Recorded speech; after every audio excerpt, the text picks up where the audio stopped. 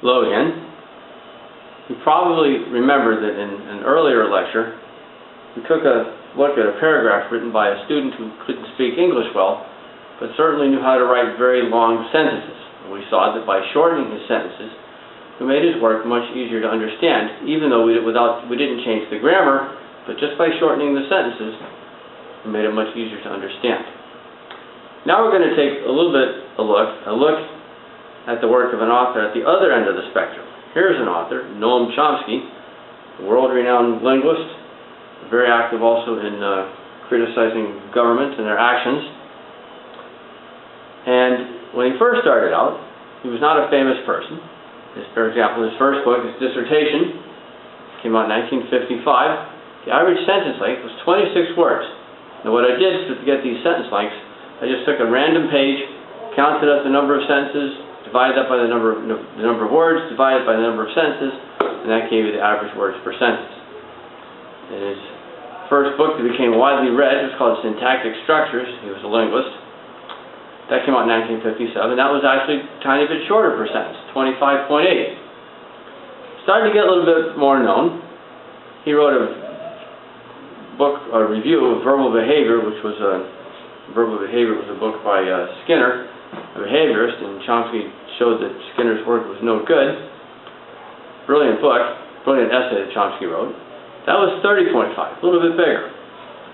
He was starting to become famous. By 1965, he published one of his most influential books on linguistics, called Aspects of the Theory of Syntax. It averaged 42.8 words a sentence.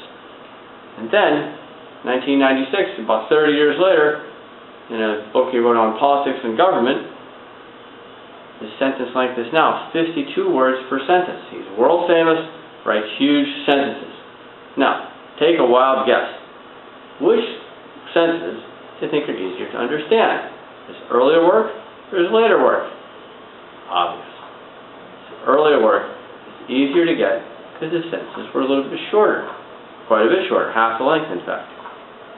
However, we're going to show in a minute here that understanding sentences is not just related to length, but also to the complexity of the sentence. So we're going to turn this thing off for a second, go to a different page, and I'll show you what I mean. Press. Let's take a look then at this sentence from 1957, Chomsky's Review of Verbal Behavior. Notice it's a little bit longer than the sentence we're going to look at in a minute, but I think you'll agree that it's relatively easy to understand. It's a little bit into linguistics, but I hope you can understand it.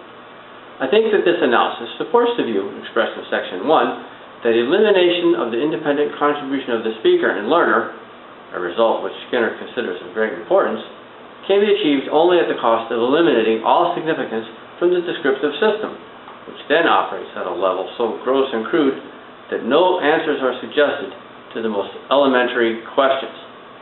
Now here we have a shorter sentence, but written in 1965. Let's take a look at this one.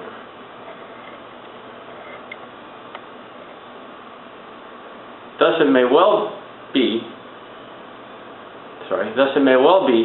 that the general features of language structure reflect not so much the course of one's experience, but rather the general character of one's capacity to acquire knowledge, in the traditional sense, one's innate ideas and innate principles.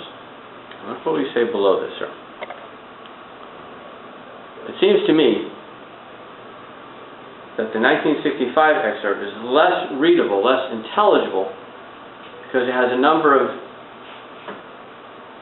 interpolations. The basic sentence is, in 1965, thus it may well be that the general features of language structure reflect the general character of one's capacity to acquire knowledge. That's pretty easy to understand. The problem was they interpolated a couple other sentences, or phrases, not so much the course of one's experience and the material at the end, in the traditional sense, one's innate ideas and innate principles. Those two interpolations make the sentence difficult to understand.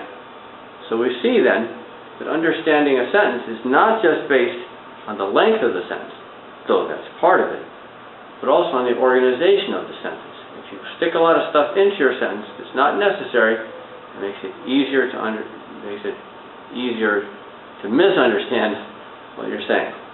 The best thing to do is to write a sentence that's direct and clearly expresses what you're trying to say, and don't interpolate things that don't need to be there. Okay, hope you can do well in the class. Thank you.